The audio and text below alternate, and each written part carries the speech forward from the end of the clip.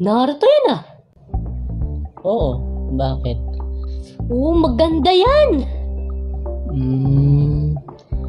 Oo nga. Sino ba idol mo dyan? Idol? Si Jiraiya. Naku. Patay na. Ha? Mamamatay na eh. Si Pain papatay dyan. Manahimik ka na nga. Pero alam mo ba?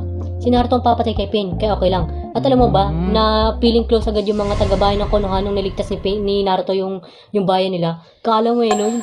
Yung tipong tinatakwil nila dati. Sabi ko, manahimik ka na!